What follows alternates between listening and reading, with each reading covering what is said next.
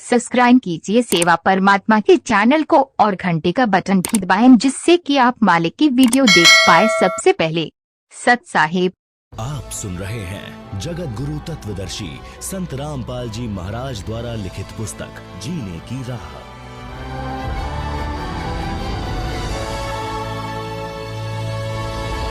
सत्संग में जाने से बड़ी आपत्ति टल जाती है। कबीरदास जी कहते हैं, संत शरण में आने से आई टले बला, जय भाग्य में सूली हो कांटे में टल जाए। भावार्थ, समर्थ कबीर परमेश्वर के कृपा पात्र सच्चे गुरु यानी सतगुरु से दीक्षा लेने वाले भक्त भक्तमती की परमात्मा रक्षा करता है।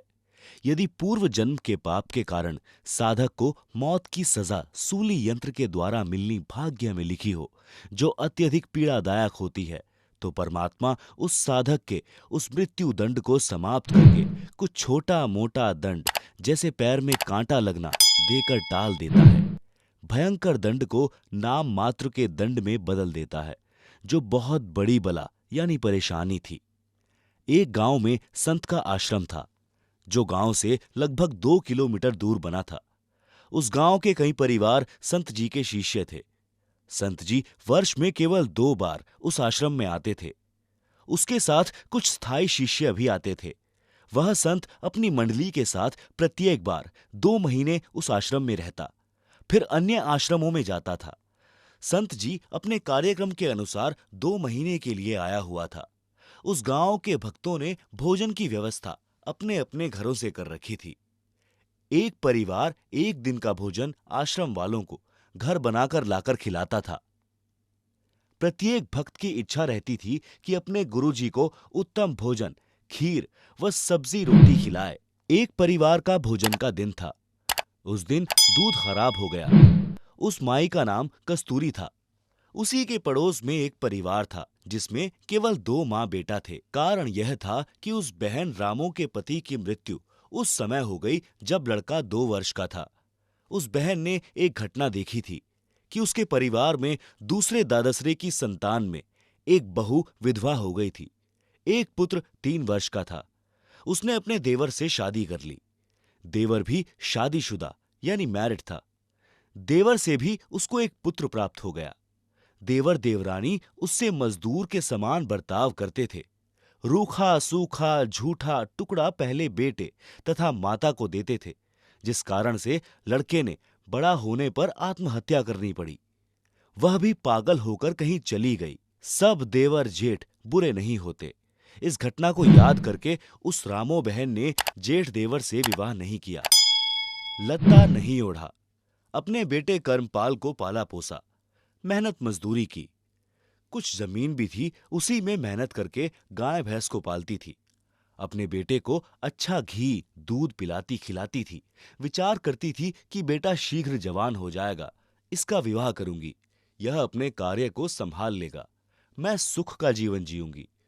परंतु सत्संग बिना ज्ञान नहीं, ज्ञान सद्गुरु देता है। भक्ति बिना जीव सुखी नहीं हो सकता, चाहे कितना ही धनी क्यों ना हो। सिर पर पिता का साया नहीं था। बेटा मां के लाड़ से बिगड़ता ही है।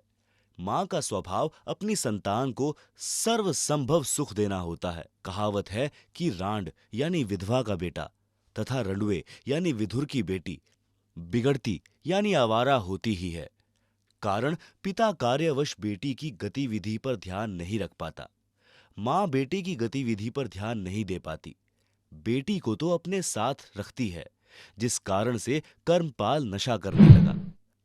माता से झगड़ा करके रुपए या बाजरा ज्वार चना ले जाता, उसे बेचकर नशा करता था। मां सारा दिन रोती रहती थी कि सोचा क्या था, यह कैसी कर्म गति। आगे से आगे सब उल्टा हो रहा है, जिस चिंता के कारण दुबली पतली हो गई थी। भक्तमती कस्तूरी अपनी पड़ोसन रामो यानी राम प्यारी के घर गई। पहले कुशल मंगल की औपचारिकता करते हुए पूछा कि बेटा क्या कर रहा है, कैसे हो माँ बेटा। यह बात सुनकर बहन रामो रोने लगी और बोली कि बहन कैसे भी नहीं है, लड़का बिगड़ गया है, नशा करता है, कहना नहीं मानता है, झगड़ा करता है, गाली गलौज पर उतर आता है, आपको तो पता है परिवार तथा गांव वालों ने मेरे ऊपर कितना दबाव डाला था। जेठ का लत्ता ओढ़ने यानी पति के बड़े भाई से पुनः विवाह करने के लिए। मैंने राजवंती की घटना से डरकर जेठ से विवाह नहीं किया, अपने बेटे को सुखी देखने के लिए। आज इसने उससे भी अधिक दुख दे दिया। मन करता है कि कहीं चली जाऊं या आत्महत्या कर लूं। भक्तमती कस्तूरी ने कहा कि बहन, गलत बात नहीं सोचा करते, बड़ा होकर सुधर जाएगा। आप मर गई तो तेरे को पता है चाचे ताऊ सारी जमीन हड़प लेंगे, लड़के को अधिक नशा कराकर मार डालेंगे। ऐसा विचार न कर, एक काम करो, मेरे साथ सत्संग में चला करो। यहां अकेली के मन में ऐसे विचार आते रहेंगे, सूख कर कांटा हो गई हो। रामो बोली, ना बहन ना, मेरे को तो नगर के लोग वैसे ही शक की नजर से देखते हैं। कोई व्यक्ति किसी कार्यवश घर आ जाता है तो छतों पर चढ़कर एक आंख से देखते हैं। आपके तो सिर पर धनी पति है। मैं सत्संग में चली गई तो जीना हराम कर देंगे, मुझे मरना ही पड़ेगा। बहन यूं बता, आज सुबह सुबह कैसे आना हुआ? कस्तूरी ने कहा कि बहन, आपको तो पता ही है कि हमारे गुरुजी आश्रम में ठहरे हैं। आज भोजन कराने की बारी मेरी है। बहन, खीर बनानी थी, दूध खराब हो गया, कुछ दूध उधारा दे दे, कल लौटा दूंगी। यह बात सुनकर बहन रामो में करंट सा आया और दूध निकालकर बाल्टी खूंटी यानी हैंगर से लटका रखी थी, उठकर सारा का सारा दूध कस्तूरी की बाल्टी में डाल दिया। कस्तूरी ने कहा कि बहन, कुछ तो रख ले। रामो बोली, बहन, न जाने कौन से जन्म का पुण्य उदय हुआ है, मुझ निर्भाग का दूध पुण्य में लगेगा। बस बहन ले जा, संतों भक्तों को भोजन करा। कस्तूरी बहन आश्चर्यचकित थी कि सारा का सारा दूध तो मैं सत्संगी होते हुए भी नहीं दे सकती थी, किलो 2 किलो तो रखती। बहन रामो को तो सत्संग की प्रेरणा की आवश्यकता है। उस दिन तो कस्तूरी को समय नहीं मिला। अगले दिन के 11-12 बजे रामो के घर गई। गांव में 12 से 2 तक दिन का समय महिलाओं को बातें करने का मिल जाता है। 2 घंटे तक सत्संग की बातें जो गुरुजी से सुनी थी सारी बताई, परंतु लोक लाज के कारण रामो मानने को तैयार नहीं थी। बहन कस्तूरी ने बताया कि हे बहन, आपने मीराबाई का नाम सुना है? रामो बोली कि हां, कृष्ण जी की भक्तिन थी। कस्तूरी बोली कि वह मंदिर में जाती थी, ठाकुर परिवार में जन्म था, महिलाओं को घर से बाहर जाने पर प्रतिबंध था, परंतु मीराबाई ने किसी की परवाह नहीं की। फिर उसका विवाह राजा से हो गया। राणा जी धार्मिक विचार के थे। उसने मीरा को मंदिरों में जाने से नहीं रोका, अपितु लोक चर्चा से बचने के लिए मीरा जी के साथ 3-4 महिला नौकरानी भेजने लगा, जिस कारण से सब ठीक चलता रहा। कुछ वर्ष पश्चात मीरा जी के पति की मृत्यु हो गई। देवर राजगद्दी पर बैठ गया। उसने कुल के लोगों के कहने से मीरा को मंदिर में जाने से मना किया, परंतु मीराबाई जी नहीं मानी, जिस कारण से राजा ने मीरा को मारने का षड्यंत्र रचा। विचार किया कि ऐसी युक्ति बनाई जाए कि यह भी मर जाए और बदनामी भी ना हो। राजा ने विचार किया कि इसे कैसे मारें। राजा ने कहा कि सपेरे एक ऐसा सर्प ला दे कि डिब्बे को खोलते ही खोलने वाले को डंक मारे और व्यक्ति मर जाए। ऐसा ही किया गया। राणा जी ने अपने लड़के का जन्मदिन मनाया। उसमें रिश्तेदार तथा अन्य गणमान्य व्यक्ति आमंत्रित किए। राजा ने मीरा जी की बांदी यानी नौकरानी से कहा कि ले, यह बेशकीमती हार है, मेरे बेटे का जन्मदिन है, दूर दूर से रिश्तेदार आए हैं। मीरा को कह दे कि सुंदर कपड़े पहनकर इस हार को गले में पहन ले, नहीं तो रिश्तेदार कहेंगे कि अपनी भाभी जी को अच्छी तरह नहीं रखता। मेरी इज्जत बेइज्जती का सवाल है। बांदी ने उस आभूषण के डिब्बे को मीराबाई को दे दिया और राजा का आदेश सुना दिया।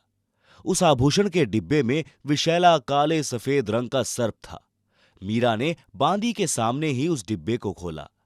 उसमें हीरे मोतियों से बना हार था। मीराबाई ने विचार किया कि यदि मैं हार नहीं पहनूंगी तो व्यर्थ का झगड़ा होगा, मेरे लिए तो यह मिट्टी है। यह विचार करके मीरा जी ने वह हार गले में डाल लिया। राजा का उद्देश्य था कि आज सर्प डंक से मीरा की मृत्यु हो जाएगी तो सबको विश्वास हो जाएगा कि राजा का कोई हाथ नहीं है। हमारे सामने सर्प डसने से मीरा की मृत्यु हुई है।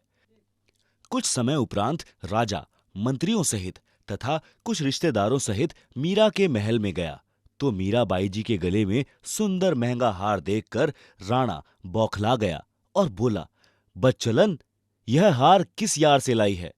मीराबाई जी के आंखों में आंसू थे। बोली कि आपने ही तो बांदी के द्वारा भिजवाया था, वही तो है। बांदी को बुलाया तथा पूछा कि वह डिब्बा कहाँ है। बांदी ने पलंग के नीचे से निकाल कर दिखाया। यह रहा राजा जी, जो आपने भेजा था। राजा वापिस आ गया। राजा ने सोचा कि अब की बार इसको विष मैं अपने सामने पिलाऊंगा, नहीं पिएगी तो सिर काट दूंगा।